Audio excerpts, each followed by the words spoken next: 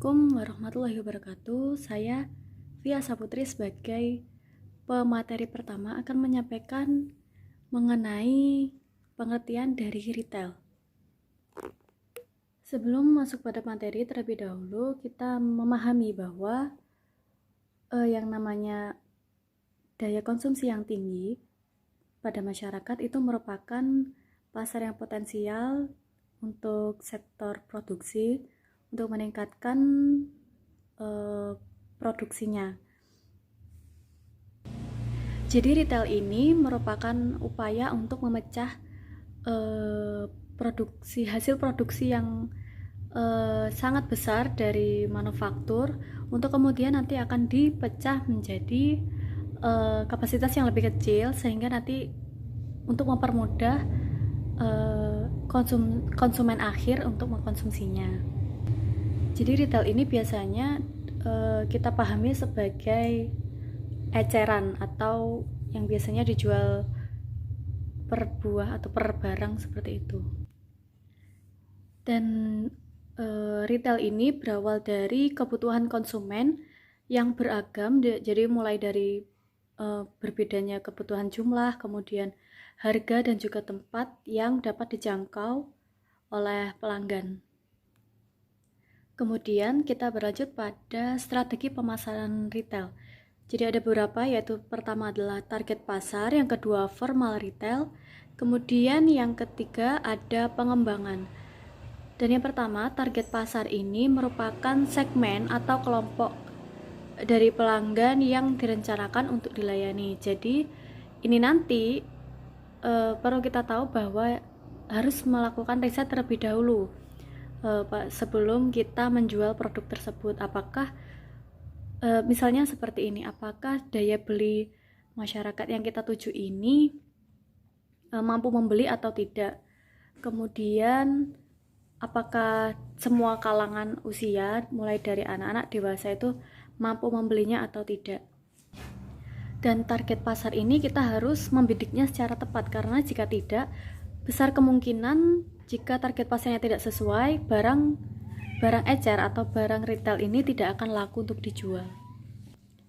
Kemudian berlanjut yang kedua, yaitu format retail atau penentuan strategi yang terkait dengan ciri barang dagangan dan jasa yang ditawarkan, seperti kebijakan penentuan harga, iklan, kemudian ada program promosinya nanti seperti apa, itu juga disesuaikan. Membidiknya secara tepat, karena jika tidak, besar kemungkinan jika target pasarnya tidak sesuai, barang ecer atau barang retail ini tidak akan laku untuk dijual.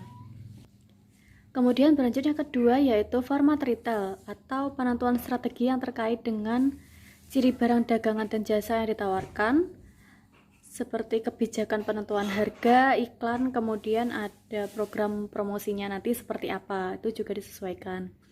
Kemudian yang ketiga ada pengembangan keunggulan. Jadi pengembangan ini untuk mengurangi tingkat kompetisi yang dihadapi dalam jangka panjang. Jadi pengembangan ini misalnya seperti ini, apa saja yang perlu dikembangkan pada misalnya toko kita, sehingga toko kita nanti memiliki strength atau kekuatan sendiri untuk menghadapi para pesaing. Jadi kelebihan apa yang harus kita tingkatkan sehingga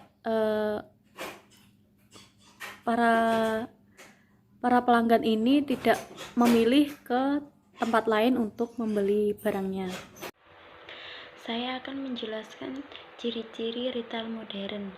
Ciri-ciri retail modern ada 8. Yang pertama ada lokasi strategis. Contohnya pemilihan lokasi seperti mall atau plaza banyak dipertimbangkan dalam retail modern karena kemudahan akses oleh pelanggan serta fasilitas yang terjamin.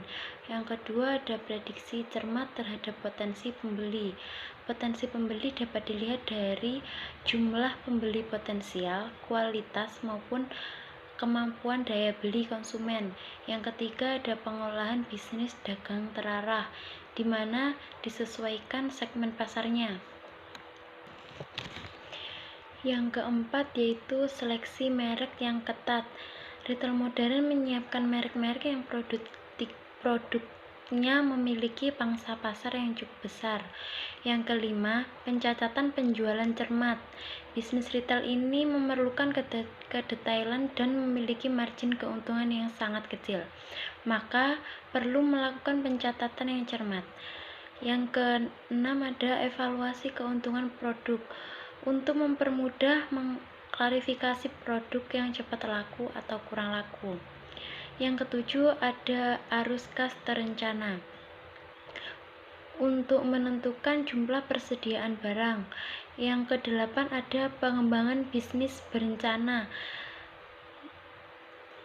supaya pengembangannya lebih terarah. Selanjutnya ada pengertian bauran pemasaran.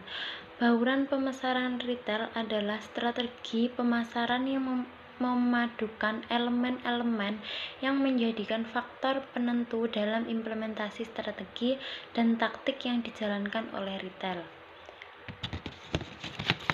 Tersebut. Yang selanjutnya adalah yang ketiga, produk yang lebih murah dan berkualitas cukup baik.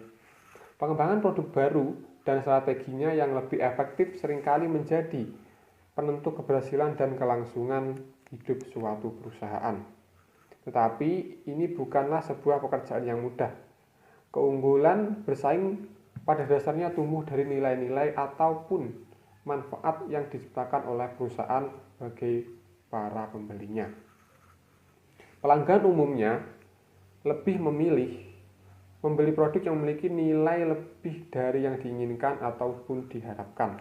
Namun demikian nilai tersebut juga akan dibandingkan dengan harga yang ditawarkan dan pembeli produk akan terjadi jika pelanggan menganggap harga produk sesuai dengan nilai yang diberikan. Yang selanjutnya adalah pionir. Dalam pengembangan produk baru, tahap awal yang harus diperhatikan adalah tahap perencanaan produk. Produk pionir atau produk permulaan membutuhkan waktu serta biaya yang cukup besar untuk dikenal oleh masyarakat luas. Namun, keberhasilan produk pionir mampu memonopoli produk tersebut sampai produk follower mengikutinya atau